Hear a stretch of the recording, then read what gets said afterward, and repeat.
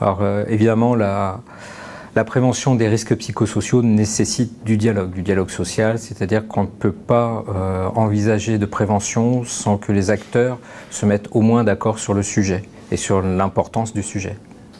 Pourquoi ce dialogue social est-il différent? Parce qu'on doit aller ensemble sur l'observation finalement du travail. On doit amener, nous, notre rôle de syndicaliste, ça va être, et de représentant des personnels, sera d'amener l'employeur, l'administration, à voir des choses qu'elle n'avait pas l'habitude de voir. En tout cas, c'est l'objectif qu'on essaie de se donner.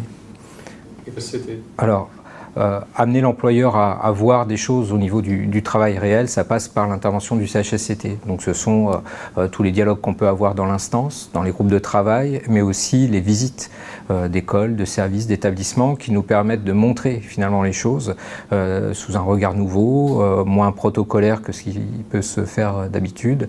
Et donc on finit par, alors on n'a pas forcément exactement les mêmes diagnostics, mais par parler des mêmes choses, dans le meilleur des cas. Alors, les CHSCT ne doivent pas être des instances trop formelles. On ne doit pas être loin du travail, on ne doit pas travailler en apesanteur, on doit justement porter, pour ce qui nous concerne, la parole des salariés, des personnels, et puis on doit aller sur le terrain. On doit faire remonter tout ce qui ne fonctionne pas, éventuellement aussi ce qui fonctionne, pour en tirer des conclusions positives. Mais en tout cas, on ne doit pas travailler tout seul dans notre coin, on doit aller sur le terrain.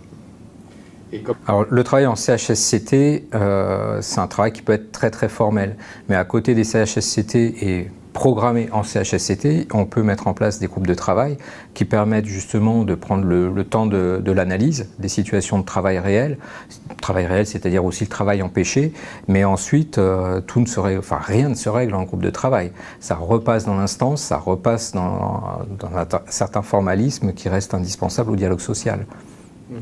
Alors, en tant que représentant syndical, j'ai l'impression que les choses avancent de manière très inégale. C'est-à-dire que nous avons des académies ou des départements qui sont vraiment engagés avec un réel dialogue social qui permet de développer de la prévention. Alors pas encore, on arrive assez rarement au niveau primaire, mais en tout cas, il y a une prise de conscience et une prise en main collective localement. Maintenant, c'est très inégal. On a aussi beaucoup de situations relativement bloquées actuellement. Mais bon, on ne désespère pas, on espère que ce sont les situations les plus favorables qui vont faire tache d'huile et pas l'inverse.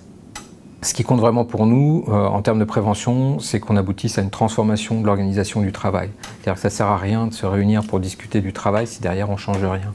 Donc ça, c'est vraiment un élément important, c'est les capacités de transformation.